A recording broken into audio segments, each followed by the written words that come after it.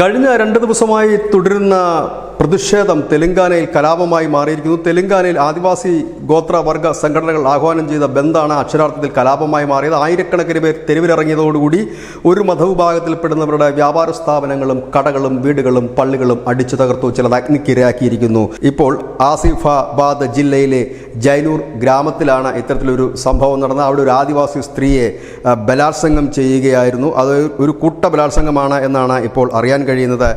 അവിടെ ഷെയ്ഖ് മഖ്ദു എന്ന് പറയുന്ന ഒരു ഓട്ടോ ഡ്രൈവറുടെ നേതൃത്വത്തിലായിരുന്നു. ഇദ്ദേഹം ഇതിനു മുൻപും ബലാത്സംഗം അവിടെ നടത്തിയിട്ടുണ്ട്. ദേവഗുഡ എന്ന് പറയുന്ന ഗ്രാമത്തിലും ഇതിന് സമാനമായ രീതിയിൽ ഒരു ആദിവാസി സ്ത്രീയെ പീഡിപ്പിച്ചിരുന്നു. ഇതിനെതിരെ പരാതി നൽകിയിട്ടും പോലീസ് കേസ് രജിസ്റ്റർ ചെയ്യാത്തതിൽ പ്രതിഷേധിച്ചുകൊണ്ടാണ് ആദിവാസി സംഘടനകൾ ബന്ദിന് ആഹ്വാനം ചെയ്തത്. ഈ ബന്ദാണ് ഇപ്പോൾ വലിയ കലാപമായി മാറിയിരിക്കുന്നത്, വലിയ രീതിയിലുള്ള സംഘർഷമായി മാറിയിരിക്കുന്നത്. ഇവിടെ പോലീസ് 144 പ്രഖ്യാപിക്കുകയും ഇന്റർനെറ്റ് വിച്ഛേദിക്കുകയും ചെയ്തിരിക്കുന്നു. ഇവിടെ ഇതിനെക്കുറിച്ച് മാധ്യമപ്രവർത്തകനായ അഭിജിത്ത് മജുംദാർ പറയുന്നത്, മാധ്യമങ്ങൾ പോലും ഇത്തരം വാർത്തകൾ നൽകുന്നില്ല, അതായത് ഈ പീഡനത്തിൻ്റെ വാർത്തകൾ പോലും നൽകുന്നില്ല. സോഷ്യൽ മീഡിയയിലടക്കം ഈ ഇരകളെ അവഹേളിക്കുന്ന തരത്തിലുള്ള പോസ്റ്റുകളും മറ്റുമാണ് നിറയുന്നത്.